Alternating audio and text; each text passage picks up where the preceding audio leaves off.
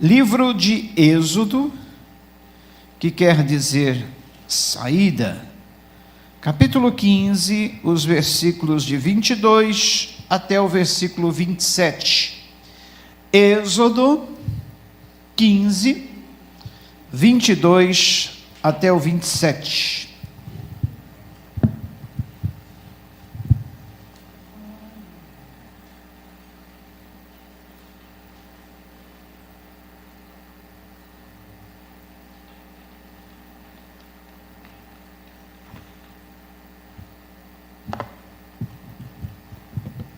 Texto da palavra de Deus, que já está aí projetado, nos diz assim: Depois, Moisés conduziu Israel desde o Mar Vermelho até o deserto de Sur. Durante 3 dias caminharam no deserto, sem encontrar água. Então chegaram a Mara, mas não puderam beber das águas de lá, porque eram amargas. Esta é a razão porque o lugar chama-se Mara. E o povo começou a reclamar a Moisés, dizendo: Que beberemos? Moisés clamou ao Senhor, e este lhe indicou um arbusto. Ele o lançou na água, e esta se tornou boa. Em Mara, o Senhor lhes deu leis e ordenanças, e os colocou à prova, dizendo-lhes: Se vocês derem atenção ao Senhor, o seu Deus, e fizerem o que ele aprova, se derem ouvidos aos seus mandamentos, e obedecerem a todos os seus decretos, não trarei sobre vocês nenhuma das doenças que eu trouxe sobre os egípcios, pois eu sou o Senhor que os cura. Depois chegaram a Elim, onde havia 12 fontes de água e 70 palmeiras, e acamparam-se junto àquelas águas. Vamos orar? Peça para o Senhor falar contigo no seu coração nesta noite. Peça para o Senhor lhe trazer a luz da palavra dele, trazer a nós essa luz. Peça para que o Senhor venha nos curar nessa noite, venha nos trazer vida, a paz, a força, tudo o que nós precisamos, pois ele é a fonte de todas as bênçãos. Que o Senhor nessa noite te abençoe. Abençoe a todos que aqui estão, abençoe a todos aqueles que estão acompanhando essa transmissão, abençoe a todos aqueles aos quais esta palavra ainda chegará através das mídias sociais, e que o Senhor assim cumpra a finalidade que está proposta a esta palavra, e que nada venha nos impedir de receber o recado da palavra de Deus. Amém. Queridos, nesse texto que nós lemos, nós vemos o povo de Israel, depois de ter saído da escravidão no Egito, no qual eles ficaram escravos durante 400 anos, eles atravessam o Mar Vermelho. Deus os conduz de uma forma miraculosa, através das águas daquele mar que se abriram, e depois se fecharam, afundando todos os egípcios que vinham atrás deles. Mas depois da travessia pelo Mar Vermelho a seco, eles caminham no deserto 3 dias sem encontrar água. Olha, eu imagino, acho que você não consegue imaginar o calor do deserto. Pensa no maior calor que você já sentiu aqui no Guarujá, litoral de São Paulo. Pense nesse calor aumentado aí, em pelo menos o dobro. O maior calor que você já sentiu, multiplicado pelo dobro. Eu experimentei o calor lá de Israel, e na primavera. Na primavera já era um calor causticante, uma sensação térmica de 48 graus, e uma temperatura de mais de 35, com uma sensação térmica muito mais elevada. Pensa num calor. Agora imagine esse povo caminhando na areia escaldante do deserto, debaixo desse sol calorão terrível, e sem água, durante 3 dias.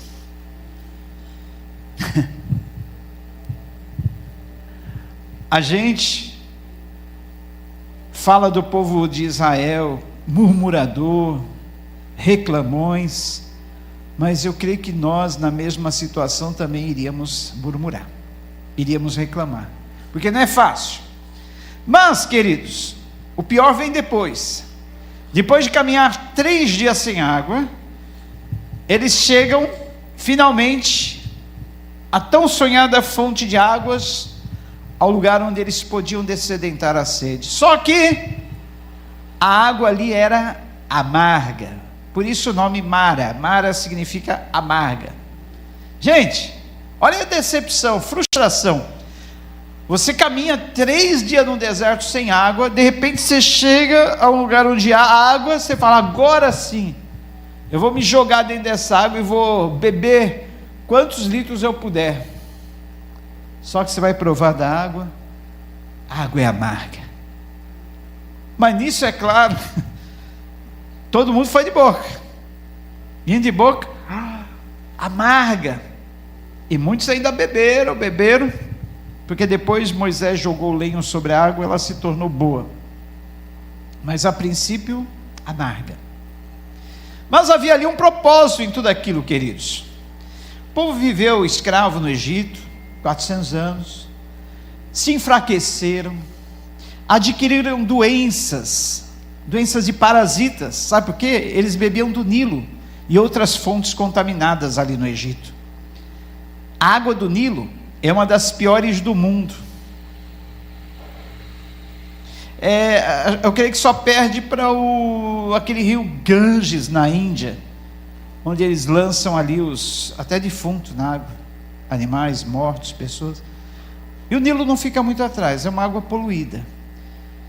E por serem águas poluídas, a maioria dos israelitas saiu de lá do Egito com problemas estomacais e intestinais. Olha a sabedoria e a providência de Deus ao levarem eles aquelas águas amargas. Sabe por que aquelas águas eram amargas? Porque eram medicinais, e até hoje elas são. Diz que ali há muita concentração de dolomita e magnésio, que são minerais que favorecem a saúde, melhoram os batimentos cardíacos, são boas para o estômago, boas para o intestino, limpa o interior da pessoa.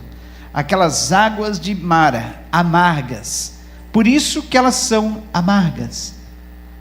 Você já viu algum remédio bom mesmo, que não seja amargo? Geralmente remédio bom é aquele que é amargo, né? E aí, queridos, olha o propósito. Deus, quando coloca algo amargoso na nossa vida, não é para o nosso mal, não é para nos matar, é para nos curar. O amargo vem na nossa vida para nos curar e não nos matar. Aquelas águas amargas vieram para os israelitas para a cura deles. A maioria saiu debilitado do Egito, a maioria saiu doente do estômago, do intestino, cheios de parasitas. Ele falou, peraí, antes de vocês caminharem no deserto, durante esses 40 anos que vem pela frente, vocês vão precisar estar fortalecidos, vocês vão precisar estar com saúde, vocês vão precisar limpar o corpo de vocês, todas aquelas parasitas, aquelas bactérias que vocês adquiriram lá no Egito, por causa da água impura, água imunda, agora eu vou limpar o organismo de vocês, vocês vão ter que beber do amargo, para serem curados, limpos e fortalecidos. Aí depois sim vocês irão estar preparados para seguir a viagem em frente. Então, queridos, o propósito era esse. O propósito deles caminhar 3 dias sem água era esse. É para que eles viessem sentir muita sede. E sentindo muita sede, eles caíram de boca naquela água. Todo mundo. E eles estavam com tanta sede, que a princípio, com certeza, nem ligaram, porque a água era amarga. Eles queriam água. Se eles não tivessem ficado 3 dias sem beber água, certamente só de alguém provar e falar: essa água é amarga, não presta, eles não iriam beber. Mas até hoje, olha só a sabedoria de Deus, até hoje a ciência comprova que as águas de Mara até hoje são medicinais. Ainda existe essa fonte lá, são medicinais, e é uma água altamente potável. Deus não nos leva a fontes impuras. Quem tem fontes impuras para a nossa vida é o inimigo das nossas almas, é o diabo, é o Satanás. Ele leva-nos às fontes impuras, mas Deus só nos leva às fontes puras de águas. E nós reclamamos do tratamento de Deus, não é verdade? O deserto não é para nós morrermos. O deserto é só uma passagem. Nós só morreremos no deserto se não quisermos beber água amarga. Aqueles que talvez não quisessem beber águas amargas morreram ali logo depois, porque as parasitas, as bactérias tomaram conta do corpo deles.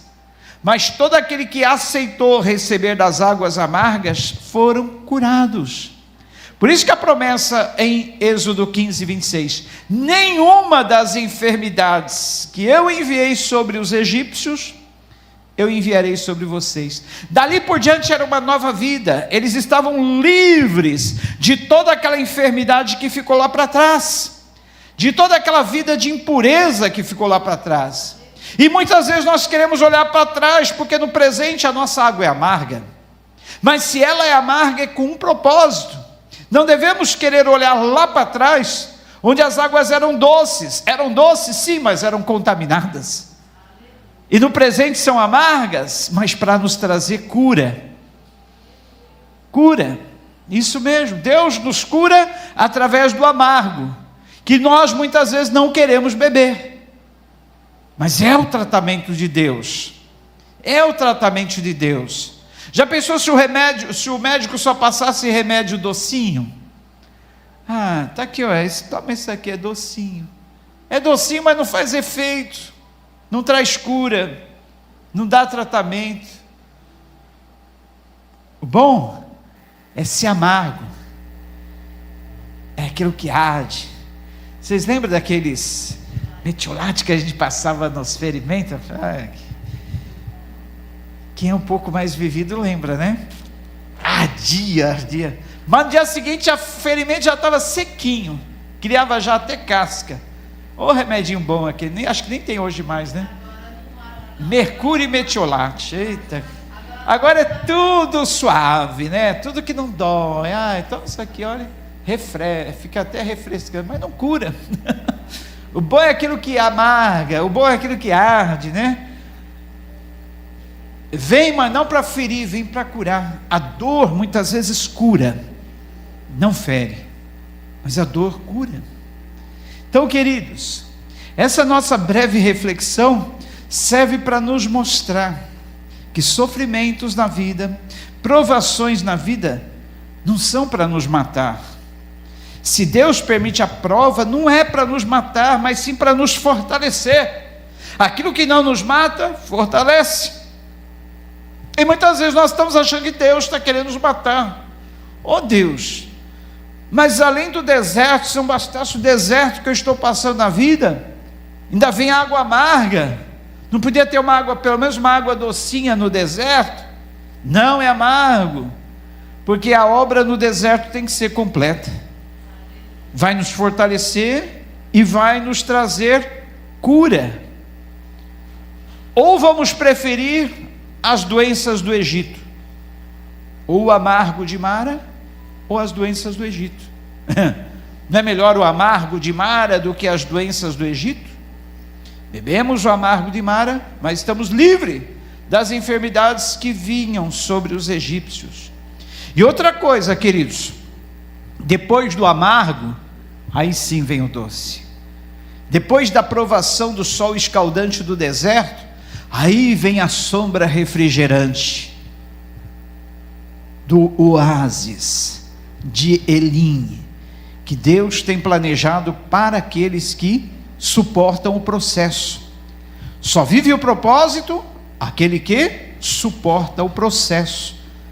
Para aqueles que suportaram o processo dos 3 dias sem água, das águas amargas, do sol escaldante do deserto, agora eles desfrutavam da sombra refrigerante, das 70 palmeiras do oásis de Elim e das 12 fontes de águas. Olha, a bênção do Senhor vem de monte.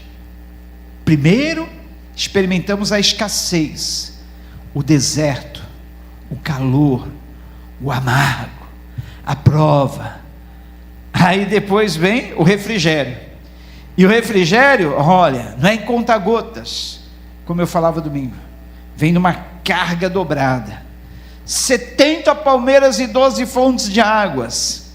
E detalhe, agora não eram mais águas amargas, não. Agora eram águas boas para se beber. Olha que maravilha, queridos. Muitas vezes nós queremos o oásis, mas não queremos passar pela prova, pelo deserto causticante. Eu acho legal aquela frase que às vezes a gente lê em alguns lugares: o sol nasce para todos, mas a sombra é para aqueles que merecem. O sol nasce para todos, mas a sombra é para aqueles que merecem. E é verdade, o sol está aí para todos, mas só desfrutam da sombra aqueles que merecem. Aqueles que plantaram uma árvore contribuem para que haja natureza. Aqueles que primeiro enfrentaram o calor do sol, para depois desfrutar da sombra.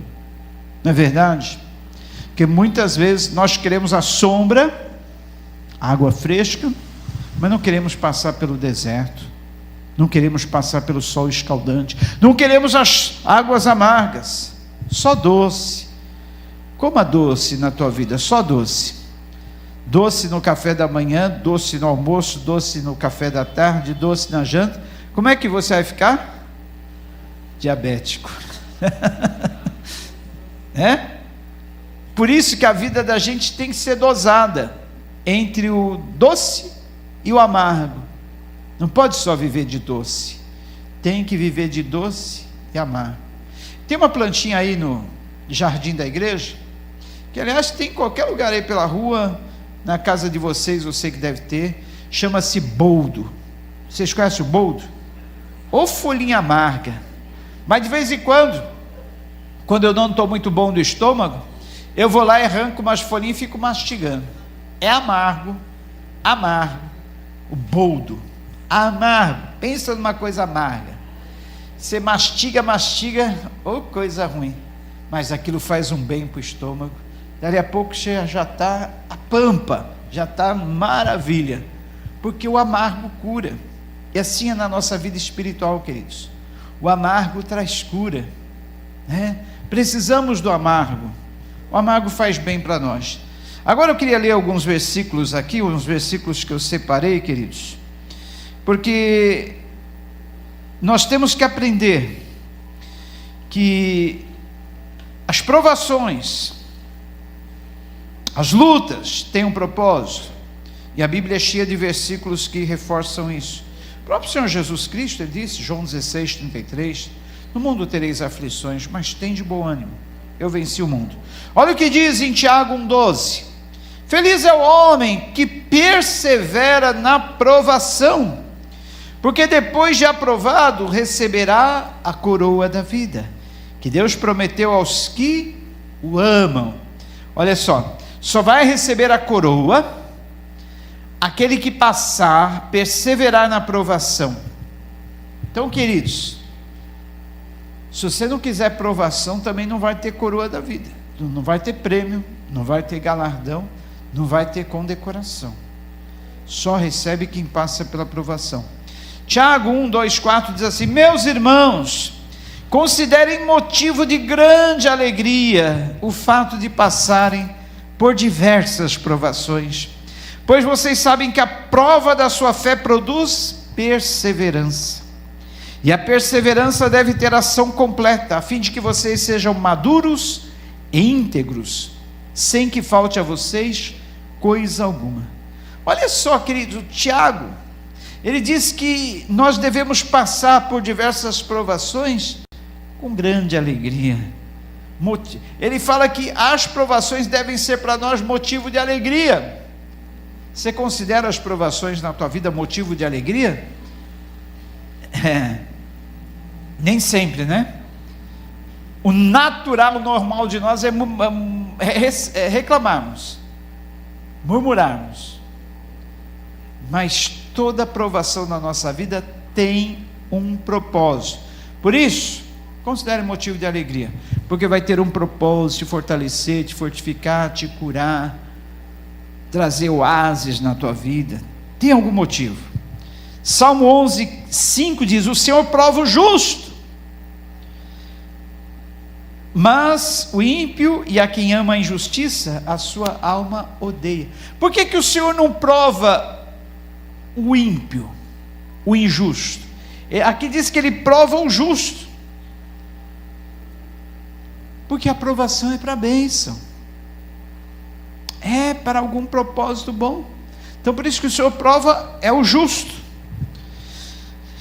Provérbios 17:3 diz que o crisol é para a prata, aquilo que purifica a prata, e o forno é para o ouro. Muitos querem ser ouro, mas não querem passar pelo forno. O ouro, para ser ouro, precisa passar pelo forno, e o Senhor prova o coração. Salmo 66, 10 e 12 diz assim: pois tu, ó Deus, nos submeteste à prova, e nos refinaste como a prata, fizeste-nos cair numa armadilha, e sobre nossas costas puseste fardos, deixaste que os inimigos cavalgassem sobre a nossa cabeça. Passamos pelo fogo e pela água, mas a um lugar de fartura nos trouxeste. Queridos, eu amo ouvir aqueles testemunhos de pessoas que hoje têm uma vida de fartura, uma vida de bênçãos, uma vida de prosperidade. Eu amo como elas contam o processo que elas passaram para isso, as mais duras provas, as mais terríveis humilhações, as mais duras escassez, tantas e tantas provas, porque é isso que essa palavra diz. Olha, o Senhor nos submeteu à prova, nos refinou como a prata, fez até a gente cair numa armadilha, pôs pesado fardo sobre as nossas costas, deixou que os inimigos cavalgassem sobre a nossa cabeça, nos fez passar pelo fogo e pela água. Aí muitos podem dizer assim: mas que Deus cruel é esse? Deus não me ama? Já pensou? Fazer eu passar por tudo isso? Mas o final do versículo diz: mas a um lugar de fartura nos trouxeste. Todas essas situações ruins, aparentemente ruins, vêm para a nossa vida, para que quando nós chegarmos no doce, quando nós chegarmos nas fontes dos oásis de Elim, a gente venhamos dar valor a tudo na vida, e não venhamos esquecer do Senhor, porque a escola do deserto, a escola das provações, nos faz conhecer melhor a Deus. O próprio Senhor fala em Oséias: eu a atrairei, levarei ao deserto, para ali lhe falar ao coração. O lugar que mais Deus fala conosco é no deserto. É no deserto. Pode deixar, não se preocupa não. Pode deixar à vontade, livre e solto. Então, queridos, Deus fala conosco, trata conosco no deserto, para que quando nós venhamos passar por tudo isso e recebermos das fontes das águas, dos elins da vida, dos oásis da vida, nós nos lembramos que é Deus, só Deus é que pode nos fazer tudo isso. Só Deus. Só Deus. Amém? Esse é o Senhor. E tem mais. Primeira Epístola de Pedro, capítulo 1, versículos 6 e 7. Nisto vocês exultam, ainda que agora por um pouco de tempo devam ser entristecidos por todo tipo de provação. Assim acontece para que fique comprovado que a fé que vocês têm, muito mais valiosa do que o ouro que perece, mesmo que refinado pelo fogo, é genuína e resultará em louvor, glória e honra quando Jesus Cristo for revelado. Preste bem atenção a esse versículo, ó. Coloca aí para nós, Camila, por favor. Primeira Epístola de Pedro 1, 6 e 7. Merece uma atenção bem especial esse versículo aí, como todos, né? Mas eu quero que vocês se detenham um pouco mais nesse versículo. Primeira de Pedro 1, 6 e depois o 7. Olha, nisto vocês exultarão, ainda que agora, por um pouco de tempo, devam ser entristecidos por todo tipo de provação. Que Deus é esse? Volta um pouco aí. Isso. O apóstolo Pedro, olha o Pedrão aí. O velho Pedro pescador. O velho Pedro considerado iletrado, sem cultura. O velho Pedro que puxava da espada. O velho Pedro que cortava a orelha do outro. O velho Pedro que o próprio Senhor Jesus Cristo ordenou que Satanás se afastasse. Afasta-te de mim, Satanás. Em Pedro. Pedro que deixava a boca dele ser usada pelo diabo. Olha o que ele está falando. Olha que sabedoria.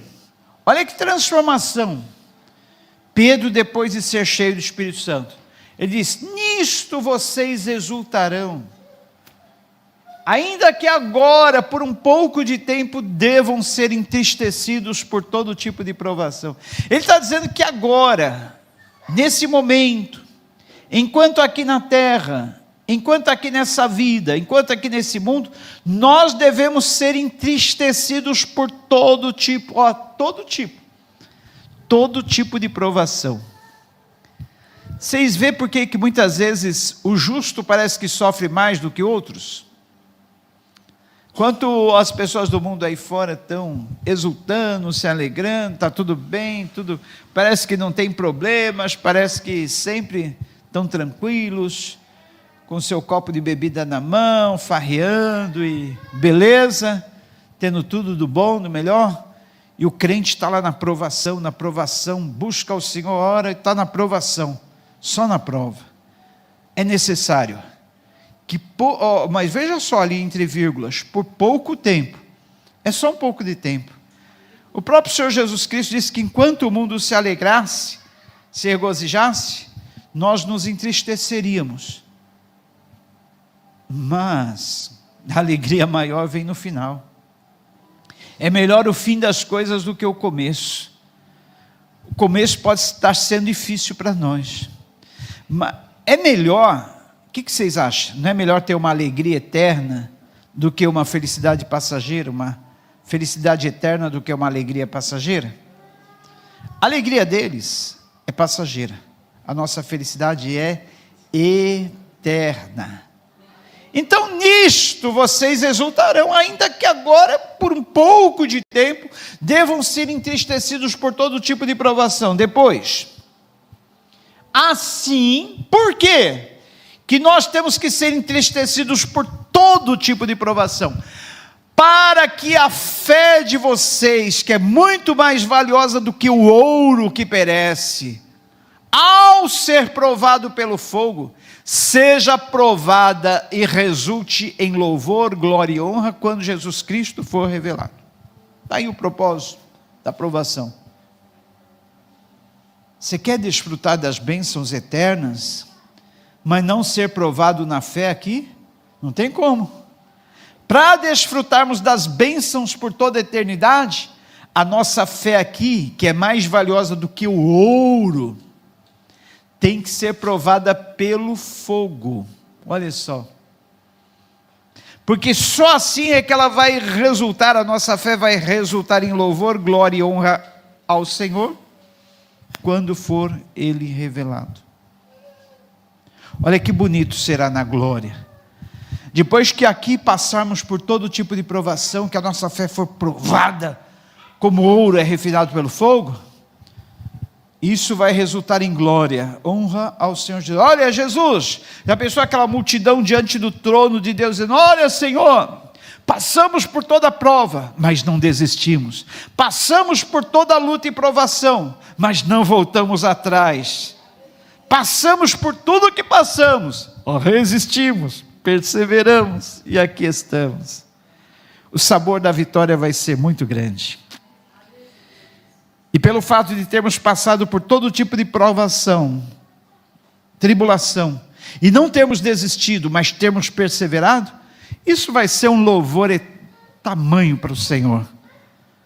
Porque ali vai estar um povo, não que chegou fácil ali, mas que chegou lutando. O sabor das tuas vitórias terrenas aqui não é muito maior quando você lutou para conseguir algo? Você lutou para ter uma conquista aqui nessa terra. Quando se alcança essa vitória, não tem um sabor muito melhor do que aquilo que você conquista fácil? Também quando chegarmos no céu, isso terá um sabor maior para nós, porque nós conquistamos tudo isso através de provação e tribulação. Deuteronômio 8:2, já estamos terminando. Olha, Deuteronômio, coloca para nós aí, por favor, Camila, Deuteronômio 8:2. Olha só, o lembrete de Moisés ao povo. Deuteronômio é repetição das leis. O livro de Deuteronômio repete as leis. Então, por isso que Moisés ali lembra muitas coisas ao povo. Uma das coisas que ele lembrou ao povo foi essa, ó. Lembrem-se de como o Senhor, o seu Deus, os conduziu por todo o caminho no deserto, durante esses 40 anos, para humilhá-los, para pô-los à prova, a fim de conhecer suas intenções, se iriam obedecer aos seus mandamentos ou não.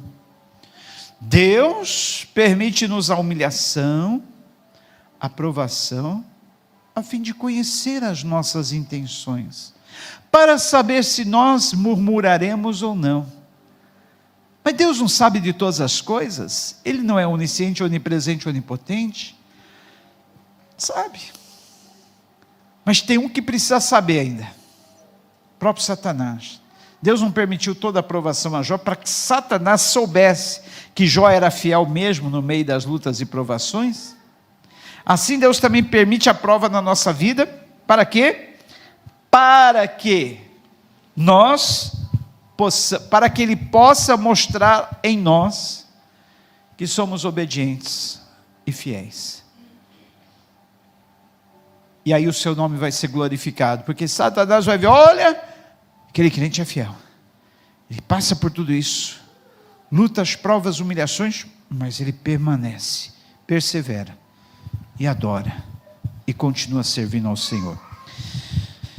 Penúltimo versículo, primeira carta de Pedro, antepenúltimo, primeira carta de Pedro 4, 12 a 14, aí no Novo Testamento. Primeira carta de Pedro 4, 12 a 14. Amados, não se surpreendam com o fogo que surge entre vós para prová-los, como se algo estranho estivesse acontecendo, mas alegrem-se à medida que participam dos sofrimentos de Cristo, para que também, quando a sua glória for revelada, vocês exultem com grande alegria. Se vocês são insultados por causa do nome de Cristo, felizes são vocês, pois o Espírito da glória, o Espírito de Deus, repousa sobre vocês. Aqui o apóstolo Pedro, mais uma vez ele está dizendo que é para nós não nos surpreendermos.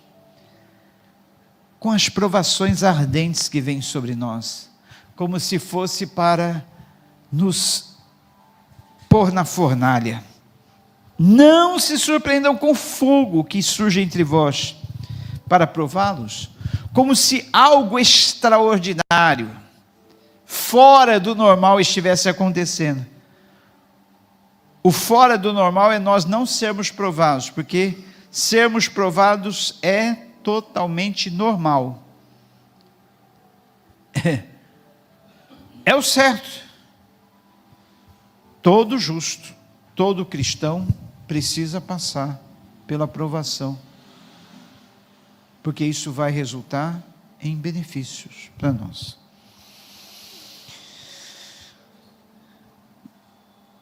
Atos dos Apóstolos, não, esse não. Para finalizar, Hebreus 3, 7 a 9. Hebreus 3, 7 a 9. Vamos ver lá o que diz. Hebreus 3, 7 e 9. Último versículo.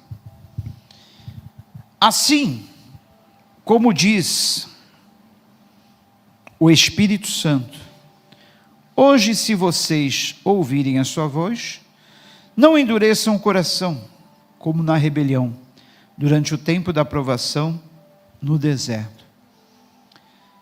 Então, se você está ouvindo a voz do Senhor, no meio dessa provação que vem sobre a tua vida, não endureça o coração, como fizeram os nossos pais, lá no meio do deserto, porque eles não compreenderam o propósito e a finalidade daquela provação, mas nós compreendemos. Hoje nós temos a história para nos ensinar, né? E com isso nós somos privilegiados, que nós podemos aprender com eles. Amém, queridos? Vamos orar então? Joyce, oremos.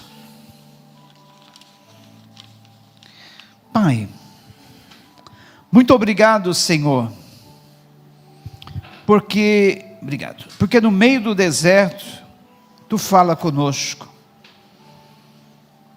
No meio do deserto,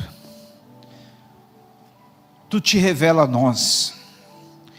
No meio do deserto, onde somos provados como a prata, e é acrisolada como o ouro é provado no fogo,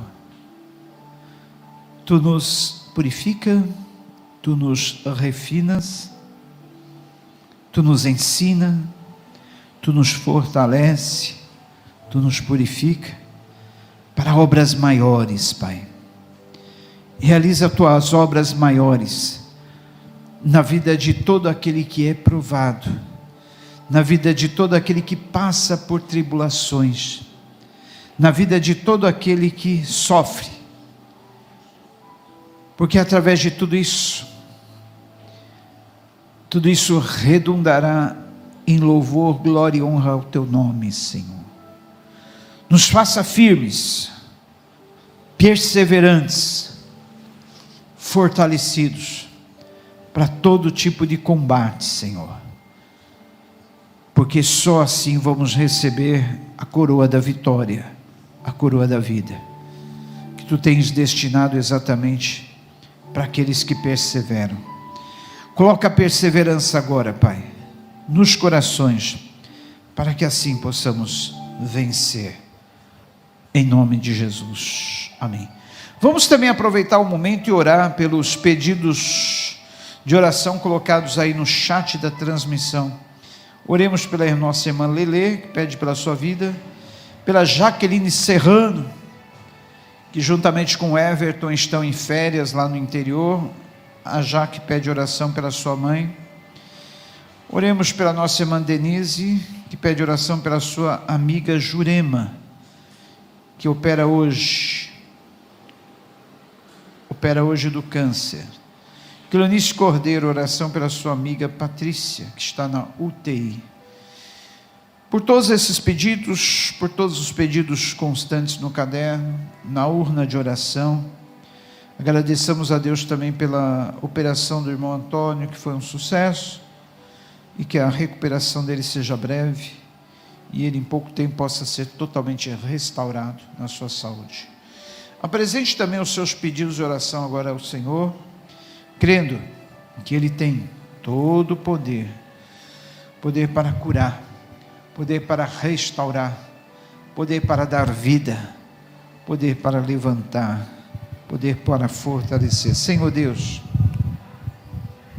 nós colocamos diante de Ti os pedidos, Pai, que essas pessoas colocaram diante de Ti, os pedidos constantes aqui nesse caderno, os pedidos constantes na urna de oração, Pai, os pedidos pela nossa vida, Senhor, pelos lares, pelas famílias, por esse nosso bairro, por essa nossa cidade, tão mergulhada nas prostituições, feitiçarias, vícios, maldades.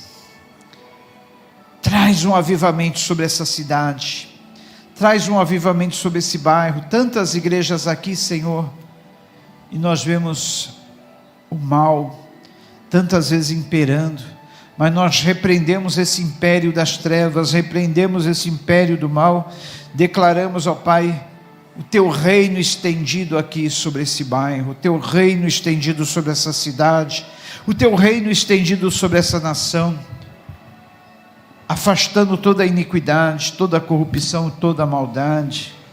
Declaramos as bênçãos Tuas sobre a vida dos nossos governantes, para que seus corações possam ser mudados, conduzidos pelo Senhor, como o Senhor muda o curso de um rio. Muda, Senhor, o coração das autoridades que se inclinam para o mal, faz eles se inclinarem para o bem, Senhor. Traz avivamento sobre a nossa nação, traz, Senhor, a provisão. Olha para aqueles que estão sofrendo agora, Senhor. Olha para aqueles que perderam bens, famílias, na destruição que houve ali no sul. Guarda, Pai, aquela região, traz prosperidade.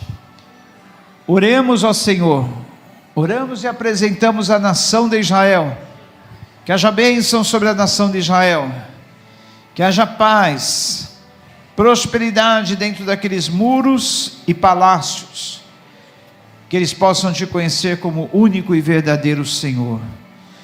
Que as bênçãos Tuas, Senhor, que enriquecem e não acrescentam dores, seja sobre a vida do Teu povo, seja sobre a vida dos Teus servos, de agora e para sempre. Amém. Deus te abençoe. Que o Senhor te abençoe e te guarde, faça resplandecer a luz do seu rosto sobre ti, tenha misericórdia de ti.